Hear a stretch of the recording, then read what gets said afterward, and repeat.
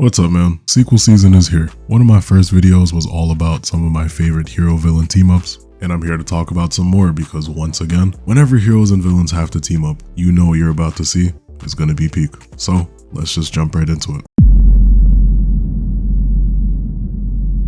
I've loved Star Wars for a pretty long time, and that's thanks to a bunch of things, including the Clone Wars that brought consistent greatness to my Fridays growing up, the reruns of the original and prequel trilogies I'd catch growing up too, Lego Star Wars The Complete Saga, and this mini movie that I did not remember until making this video. But I've also had a pretty complicated relationship with it, which is for a number of reasons, but I'll get to that after this team up. The day the very first Force Awakens teaser came out, I was geeking in a way I didn't know was possible up until that point of my life. I was finally getting to see a Star Wars movie in theaters, and I loved this one when it first came out. Even though I got spoiled about Han dying on Roblox somehow. Is that not crazy?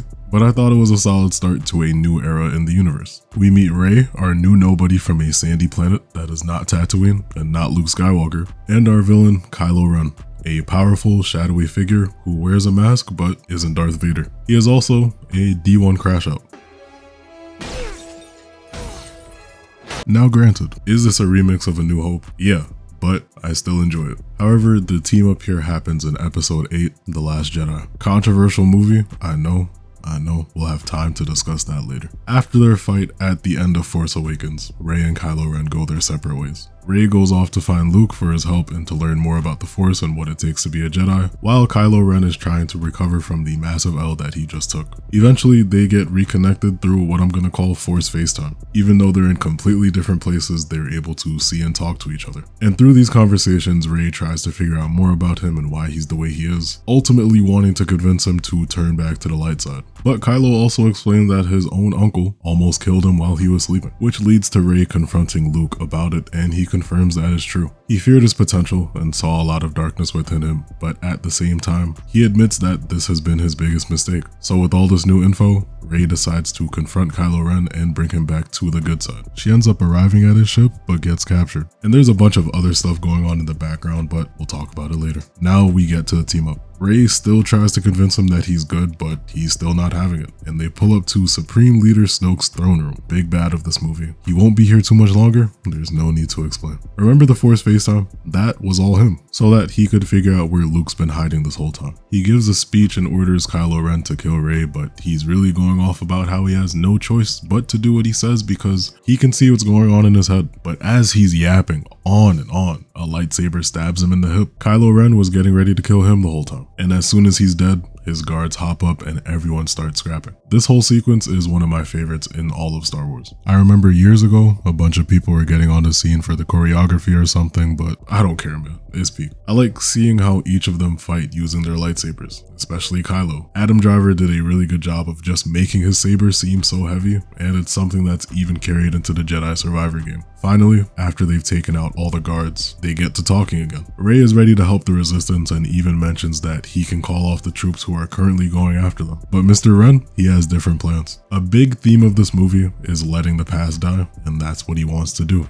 No more Jedi, no more Sith. Just him and Rey ruling the galaxy together if she agrees to go along with him. But she doesn't. She still believes in the Jedi way and goes for the lightsaber that every damn person has been fighting for in this movie and the last. And Kylo also tries pulling it toward him. Eventually, the two of them split it in half, and the ship they're on gets split in half too. Does anyone else remember when theaters had to post warnings for this scene because people thought the movie broke? Funny times. Despite the team up, the two of them are back to beefing by the end of this one. Just like Batman and the Joker, this one is a two-parter. I don't know what happened with Rise of Skywalker, but that movie is just tragic. If you are a fan of this movie, you're lying to yourself. But despite it being so bad, it does feature these two teaming up once again. Kylo Ren has now managed to become the leader of the First Order, but now he's answering directly to the Emperor, who somehow returned, so that he can truly fulfill his destiny. Meanwhile, Rey is even closer to finishing her Jedi training, and the usual rebel shenanigans continue. After fighting again and again, and more Force FaceTimes, Rey and Kylo Ren fight one more time, which ends in Rey nearly killing him. After nearly dying and talking with his ghost dad, Kylo Ren renounces his dark side and is Ben Solo once again.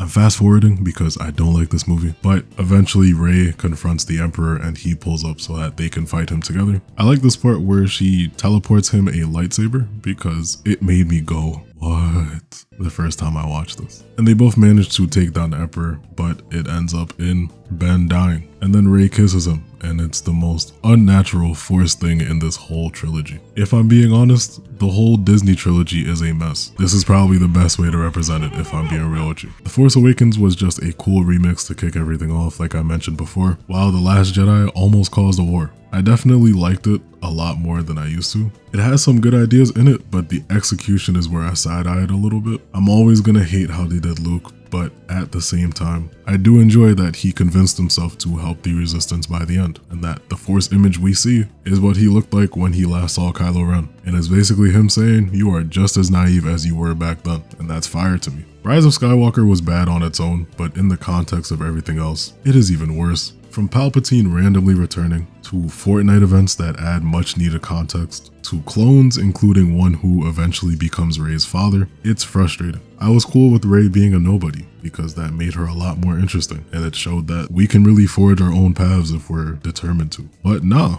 she had to be Palpatine's granddaughter. I was also fine with Kylo Ren straight up being a villain. After The Last Jedi, I was ready for him to go Demon Time. And I am a big fan of redemption arcs. I'm probably going to make a video on some in the future. But it's also fine when a villain is just a villain. And since there won't ever be a better time for me to talk about it, it is now time for me to speak about the biggest crime committed in all of Star Wars, and that is the handling of Finn. He doesn't even have a last name, it's just Finn. As a little black boy, seeing what was aiming to be a black Star Wars main character with the hardest backstory I'd seen in the universe, I could not fully describe in words how excited I was to go see The Force Awakens, and I was having a great time. A stormtrooper in a new era where there aren't clones anymore, but kids who got taken away from their parents, finally sees the error in his ways of the system that he got forced into and decides to rebel. He also ends up going on the craziest adventure of his life alongside Rey and everyone else. He gets to use Luke's lightsaber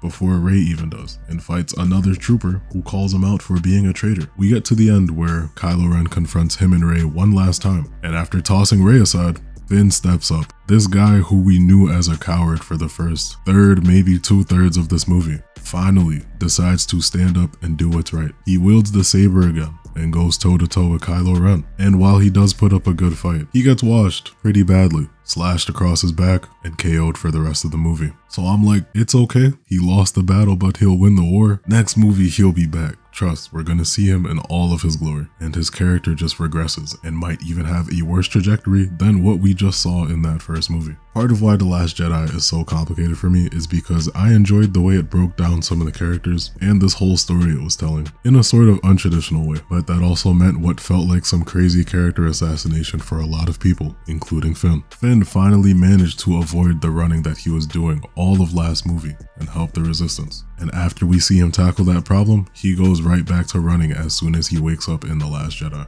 And then once again, the movie hits a point where he's like, no, you know what? I do have to help the Resistance. During his side quest of the movie, he fights Captain Phasma, and in him defeating her, I guess you could say he finally defeats that inner conflict about him defecting from the Order. But then we get to the final showdown on Crait. The Resistance is cornered after all the plans to escape the First Order have pretty much failed. They also have this giant cannon that's about to wipe everyone out. My boy, formerly known as FN2187, prepares to do his greatest feat. He gets ready to drive right into the cannon to save everyone else and sacrifice himself. Now pause right here. If this was the end of Finn's character, would I have been frustrated? A little bit. But at the same time, compared to what we get down the line, I don't think it would have been bad either. Finn messed up so many times in this movie, and I think that a death here would have shown that he wanted to do one last thing for the greater good. But then Rose Tico crashes right into him. I don't like Rose as much as the next person. This scene didn't help either. But I wasn't threatening Kelly Marie Tran like a lot of people. That whole situation was just sad to see.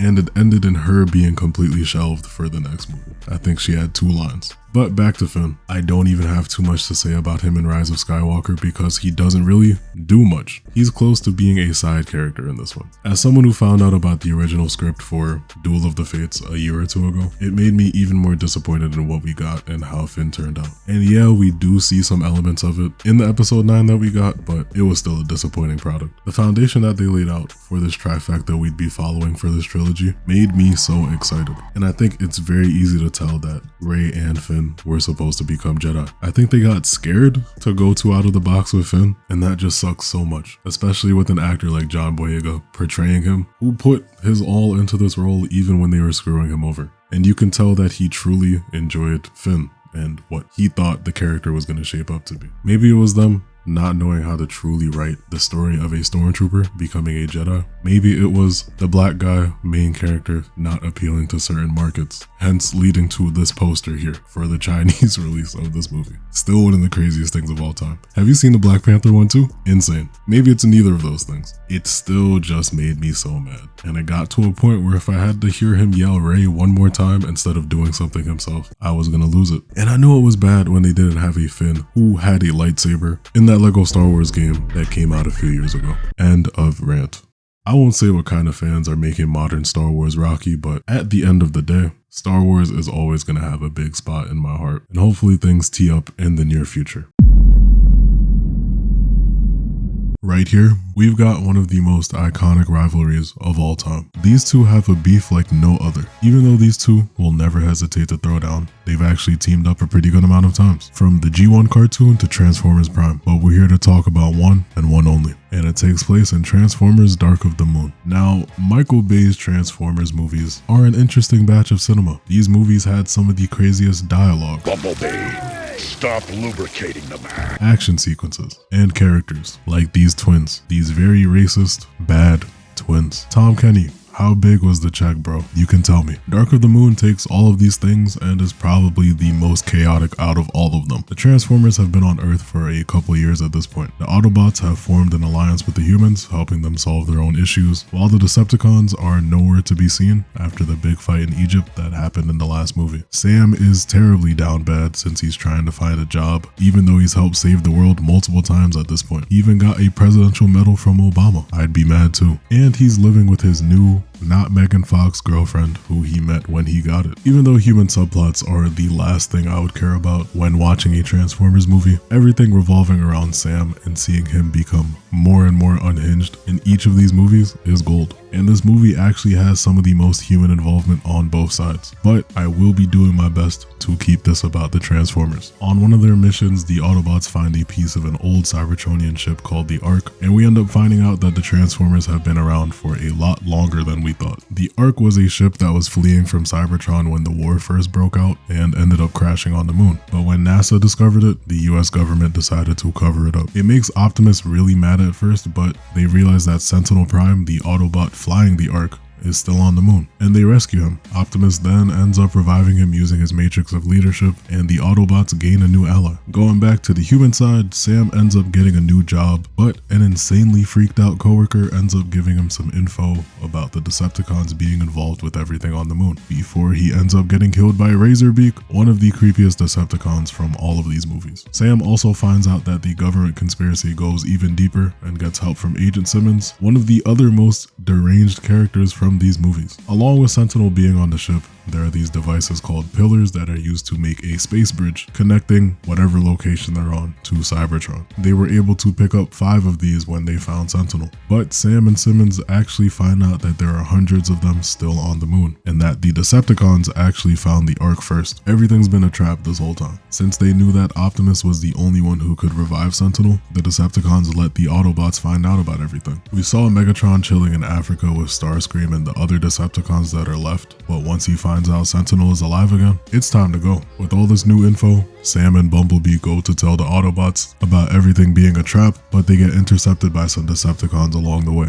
And I'll say this is one of the best action sequences in these Transformers movies. Bumblebee always fought so flawlessly. Top 3, and he's not 2 or 3. They managed to get Sentinel to the government compound safely. Everything's looking good until Sentinel reveals that he actually cut a deal with the Decepticons for the sake of Cybertron. He was actually on his way to meet with Megatron before he crashed on the moon. And adding even more salt to the wound, he kills my boy Ironhide by shooting him 3 times.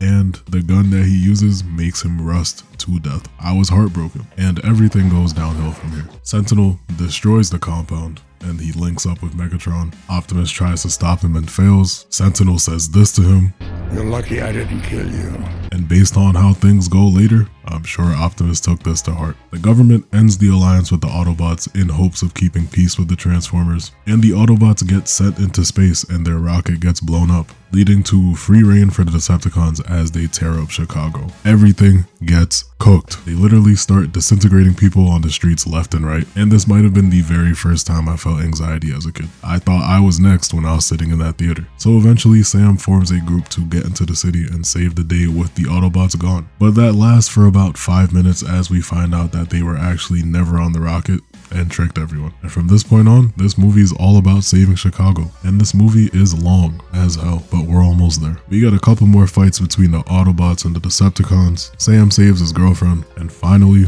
we get to the moment we've all been waiting for. In this first batch of movies, Optimus Prime becomes more and more deranged. I don't know if it's PTSD or getting jumped and dying in the last movie, or the military propaganda that he has been watching from the humans he's been helping, but it's genuinely hilarious. He spirals through a bunch of Decepticons and finally confronts Sentinel, and they scrap for a good bit as the humans wrap up some loose ends. We cut to Sam's girlfriend Carly as she ends up finding Megatron just chilling in an alley somewhere. Mr. Tron has been sitting around doing nothing. Earlier in the movie, Sentinel put Megatron in his place and reminded him that he's not working for him, but just with him so that they can rebuild Cybertron. So she calls him Sentinel's bitch. And you know what? Megatron locks in. Sentinel and Optimus are still fighting on this bridge. Sentinel chops Optimus's arm off, and it's looking real bad until Megatron comes in shooting at Sentinel. These shots are able to knock him down, and it just comes down to Megatron and Optimus staring each other off on the bridge. Megatron really just took out Sentinel so that he didn't get the credit for everything. So just like Rey and Kylo, these two get back to beefing. And Megatron asks Optimus one crucial question: "Who would you be without me, Prime?" And Optimus Prime responds in the coldest way possible: "Time to find out."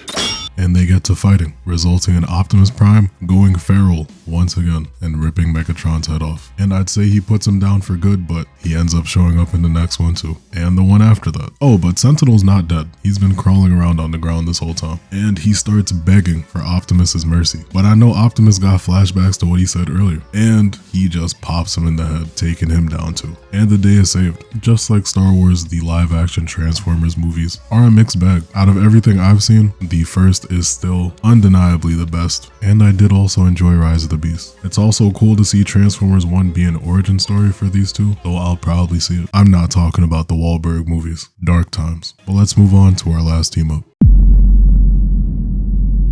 Last but not least, I gotta talk about one of my favorite shows of all time, Avatar: The Last Airbender. If you somehow haven't seen it, you're doing yourself a massive disservice. These two have also teamed up a few times and even end up on the same team for the last third of this series. There's that time where Team Avatar helps him fight against Azula in that random town, and there's that episode where him and Aang end up dancing for those dragons. But this one in particular is what I believe is their first time teaming up, and that would be the episode The Blue Spirit. This one starts off with Zhao getting promoted to Admiral and wanting to put all of his efforts into hunting down Team Avatar. Meanwhile, Sokka is sick after being stuck in a storm last episode, and Katara is taking care of him. Aang has been retrieving supplies to help him get better, but Katara starts to get sick too. After finding a map to someone who he thinks will be able to help, and Sokka being way too delirious to go along with him, Aang goes off on his own to go get medicine for everyone. We also see Zuko, Uncle Iroh, and their men ready to track them down on their own ship. Their ship gets boarded by Zhao's men, who try to get some info on Avatar from Zuko and his uncle, but Zuko says that they don't know anything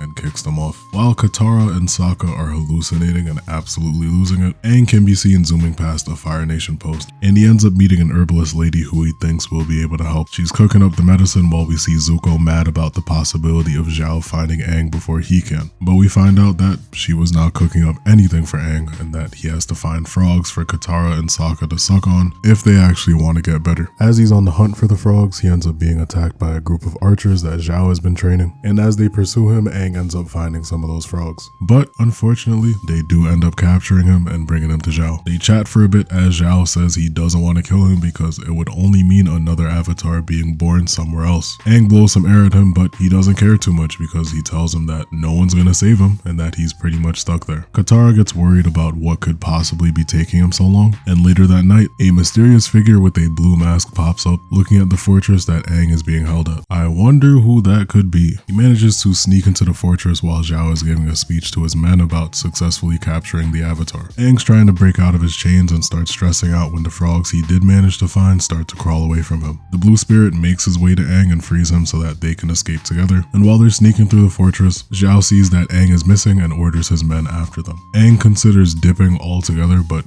does decide to go back to help the blue spirit. Aang tries to hover the two of them out of there using his glider, but they fall down when he couldn't hold them up anymore. The two of them fight some more and try to escape again, but they end up getting cornered. Aang protects the two of them from getting blasted. Zhao orders the men to capture the avatar alive, but in hearing that, the blue spirit threatens to kill him. So they have no choice but to open the gates and let the two of them go. And things are looking all good until Zhao orders one of those archers to shoot at the blue spirit. And this is when Aang manages to see Zuko's scar and realizes that it's been him helping him the whole time. Before the troops can move in on them, he fogs up the area to really make sure that it's Zuko he's seeing. And after he gets his confirmation, he gets the two of them out of there. Zuko wakes up to Aang telling him a story about an old friend of his from before he was frozen in the ice, and asks Zuko if he thinks the two of them could ever be friends. And after some silence, he attacks him. Aang runs away, and the two of them go their separate ways. Even though his intentions were not completely good whatsoever, it was still cool to see Zuko help Aang and be on his side for once. And after doing it a bunch more times, he ends up being his ally permanently. Once again, gotta give this show its flowers. Generational story with this one.